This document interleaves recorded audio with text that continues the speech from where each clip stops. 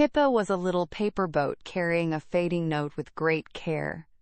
She drifted beside the wide river and looked toward the terraced garden city shining on the far bank. Her fragile cargo mattered to her, and she wanted very much to bring its message home before the letters faded away. "I must reach the one who needs this memory," Pippa whispered. Pippa entered the whispering woods at the edge of the hidden place, where leaves brushed together like secret voices. There, among roots and moss, stood a mended thimble that gleamed as if it still remembered a careful hand. It gave a small whisper about its owner, a lonely tailor who missed the stories tied to its golden repaired seam. Pippa listened closely, and the thimble seemed to hope that someone would remember it kindly. Pippa opened the note again, and her worry grew because the ink was already paler than before. The thimble's quiet wish felt heavy and important, and Pippa understood that the message had to reach the tailor soon. The swift river was the only way to the tailor's shop on the other side. So Pippa turned toward the water, ready to try. Pippa launched onto the swift flow river, and the water at once grew choppy and fast.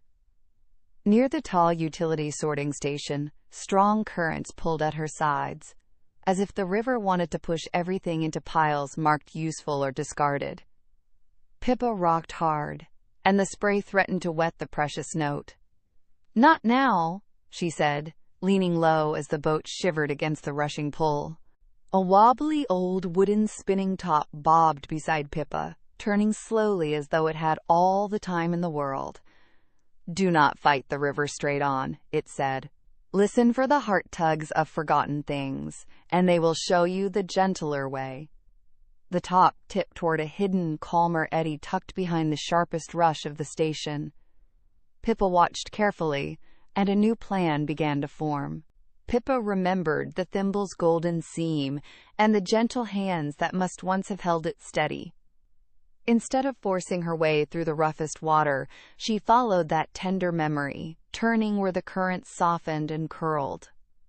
The eddy carried her in a careful circle, and Pippa moved with it, protecting the note from the sorting station's pull. Step by step, she slipped past the dizzy water and toward the far bank. At last, Pippa reached the tailor's shop on the far bank, though the note had grown so pale that it was almost a shadow. Inside, the old tailor looked up from the window, and Pippa placed the message where it could be read at once.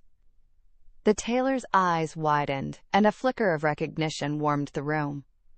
"I know this memory," the tailor murmured.